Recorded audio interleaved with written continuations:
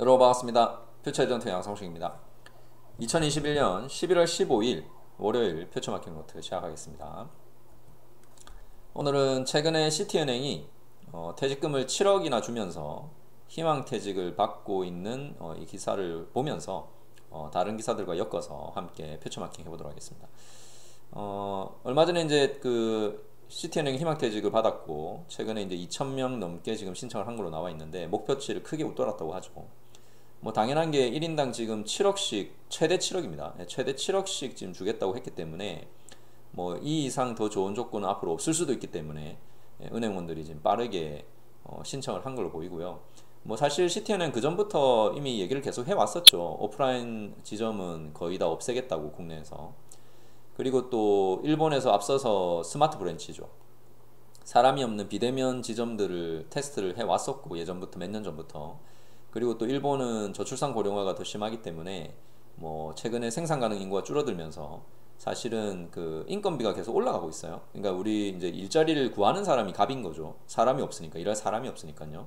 근데 한국도 어차피 지금 저출산 고령화가 심각한 상황이고 뭐 장기적으로 봤을 때 사람을 많이 쓰는 구조로는 또 경영 효율성이 떨어질 가능성이 높겠죠. 뭐 거기다가 최근에 또 우리가 IT 회사들이 금융 사업에 뛰어들면서 이제 그 테크핀 회사들과 싸워야 되기 때문에 뭐 은행 입장에서도 전통적인 구조로는 경쟁을 하기가 어렵습니다.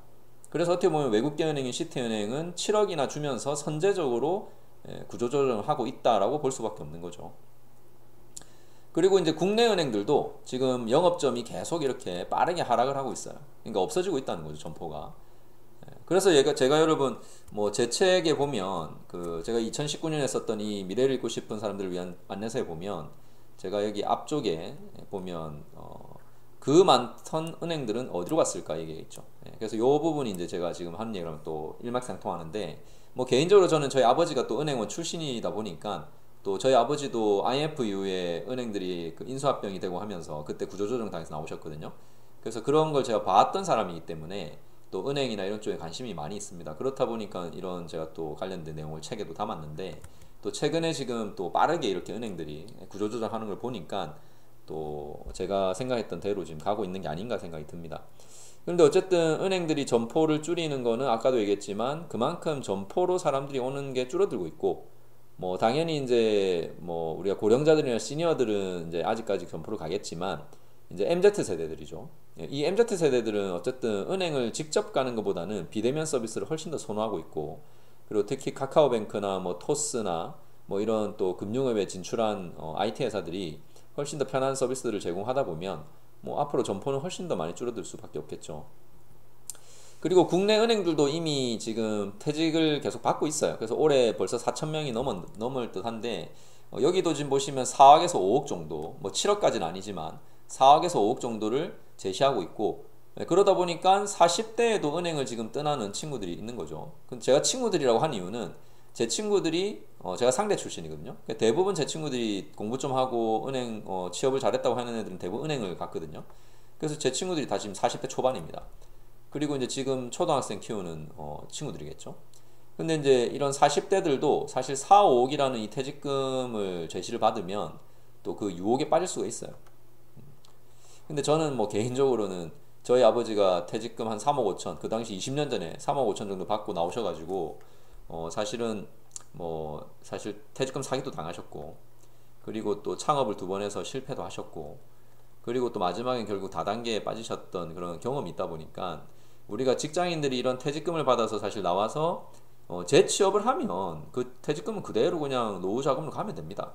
근데 재취업이 쉽지가 않아요. 40대 초반에 나온다 해도 자기가 기존에 있던 그런 산업을 가는 것도 쉽지 않을 수도 있고 그리고 또 다른 영역으로 가는 것도 또 쉽지가 않을 수가 있어요. 그러니까 재취업을 하는 사람들은 정말 일부일 겁니다. 그러면 이제 창업은 쉬우냐? 창업도 사실은 지금 코로나 상황에서 창업하기가 좀 어렵죠. 창업을 할 상황이 아니에요. 그러다 보면 창업도 쉽지 않고 한다고 해도 성공 확률이 되게 낮아요. 그러면 이제 저희 아버지처럼 잘못하면 이런 투자 사기꾼들이나 또 가머니설에 끌려가지고 엉뚱하게 주식이나 부동산이나 뭐 가상화폐, 암호화폐 투자했다가 이럴 수가 있다는 거죠. 그리고 잘못하면 진짜 저희 아버지처럼 나중에 다단계로까지 갈 수도 있는 최악의 상황이 될 수도 있는데 그래서 저는 이 지금 40대 제 친구들이 은행원이 많은데 혹시라도 이런 지금 유혹을 받고 있으면 저는 최대한 버티라고 말하고 싶어요. 나중에 구조조정을 또 언제든지 할 거기 때문에 이런 금액을 제시하는 거는 또 분명히 계속 옵니다. 그런데 굳이 이렇게 일찍 내가 스스로 신청을 해서 나올 필요는 없어요. 그래서 최대한 직장에서 지금은 버텨야 되는 상황이고, 버티다가 뭐 진짜 나중에 이제는 나와야 되겠다 생각이 든다면 그때는 뭐 제가 뭐 퇴직금을 받고 나오는 거에 대해서 뭐라고 안 하겠지만, 지금은 사실 상황이 녹록지가 않아요. 그러니까 직장을 나온다고 해도 지금 바깥 상황이 녹록지가 않다는 거죠.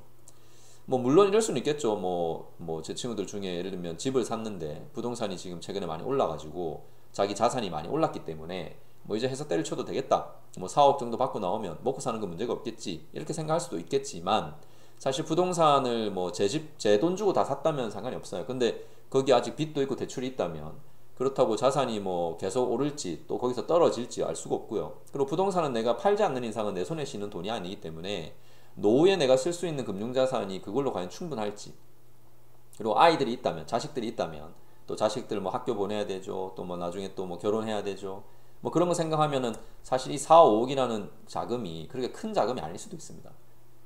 그래서 부동산만으로, 부동산 자산이 올랐다는 것만으로 안심을 하고 회사를 그만두는 거는 상당히 좀 위험할 수도 있다, 그런 얘기를 좀 하고 싶고요. 어쨌든 지금 국내 은행들은 이런 상황이고, 그런데 중요한 거는 이제 지금 현재 직장을 다니고 있는 사람들도 문제지만, 지금 최근에 이 은행들이 공채를 없애고 수시 채용 전환하고 그리고 IT 인력을 위주로 선발하는 상황에서 문과 출신 취준생들 중에 은행을 준비해 왔던 사람들이 되게 많다는 거예요. 이 말은 뭐냐면 결국은 대학과 기업 간에 여전히 지금 미스매치죠. 그러니까 기업이 원하는 사람, 그러니까 그 산업의 흐름과 이 교육의 시대 흐름은 지금 미스매치가 일어나고 있는 거예요. 그러니까 교육은 지금 트렌드를 못 따라가고 있다는 거죠. 물론 개인적으로 이 흐름을 잘 읽고 스스로 준비하는 문과 출신들도 있습니다. 알아서 뭐죠? 데이터 관련된 자격증도 따고 코딩도 배우고. 그런데 이제 그렇다고 해도 이공계 출신들과 경쟁했을 때 과연 경쟁력이 얼마나 있을지는 알 수가 없죠. 그리고 또 이런 지금 상황에서 대학이 이렇다면 초중고생들은 과연 잘 되고 있을까? 그래서 제가 이제 지금 더 걱정되는 건 앞으로 이제 우리 아이들 그리고 또 젊은 인재들 이런 지금 산업의 흐름을 제대로 잘 읽고 있을지, 앞으로 4차 산업혁명과 그리고 포스트 코로나 시대, 이런 새로운 디지털 시스템, 디지털 전환의 시대에 어떤 역량을 길러야 될지에 대해서 과연 학교가, 선생님이, 학부모가 그걸 아이들에게 잘 가르쳐주고 있는가. 학생들 스스로 그걸 읽는 건 사실 상당히 어렵습니다. 왜냐하면 학생들은 어쨌든 학교에서 수동적으로 공부를 하는 지금 상황이 대부분이기 때문에 진짜 똑똑하고 난 놈 아니고는 자기가 스스로 책을 읽고 신문을 읽으면서 세상의 흐름을 뭐죠? 제대로 읽고 있는 학생들 아니고는 진짜 이런 흐름을 읽기는 어려워요. 그런데 거기다가 학부모나 선생님도 그 흐름을 못 읽고 있다면 뭐 당연히 그 아이들은 전혀 필요 없는 역량을 가지고 지금 취업을 준비하거나 사회로 나오려고 하고 있겠죠. 그래서 저는 이게 더 훨씬 더 지금 걱정되는 상황이고요. 그리고 지금 뭐 은행뿐만 아니라 이미 그 전에 뭐 SK, LG, 현대자동차, 뭐 KT 이런 대기업들이 대부분 다 사원 채용 방식을 공채를 폐지하는 흐름이거든요. 공채를 폐지한다는 거는 결국은 앞으로는 이런 공채 방식이 아니라 수시 채용이죠. 그리고 또 직무 중심. 그러니까 진짜 능력을 보겠다는 거예요. 능력, 실력. 그리고 이제 지금 여전히 뭐 삼성이나 롯데 같은 경우는 아직 공채가 남아 있지만, 뭐 사실 삼성 같은 경우는 뭐 정보에 잘 보여야 되는 게 있기 때문에 또 계속 공채를 통해서 많이 뽑을 수밖에 없는 상황인 것 같고, 뭐 롯데 같은 경우도 또 여러 가지 이유가 있겠지만 뭐 장기적으로는 결국 공채가 폐지될 가능성이 높습니다. 그리고 이런 이제 공채를 하는 지금 삼성 같은 경우에 제일 문제는 사실 시험을 치죠. 여러분 사실 진짜 창의적인 인재 그리고 글로벌한 인재를 뽑는 기업들 중에, 글로벌 기업 중에 시험을 쳐서 뽑는 회사가 있을까요? 그러니까 이 시험을 쳐서 뽑는다는 것 자체가 창의성 있는 인재를 뽑는 시스템이 아니거든요. 그래서 저는 과연 삼성이 진짜 인재는 한국에서 뽑을까? 아니면 글로벌에서 인재를 데려올까? 좀 궁금해요. 그래서 이 시험이라는 것 자체가 일단 저는 없어져야 된다고 보고, 근데 아직도 시험을 통해서 뽑는다는 것 자체가 좀 사실 좀 의아하고, 그래서 삼성도 결국 이런 새로운 기존의 시스템을 바꾸고 새로운 시스템으로 채용을 하는 방식이 곧 발표가 될 가능성이 높아요.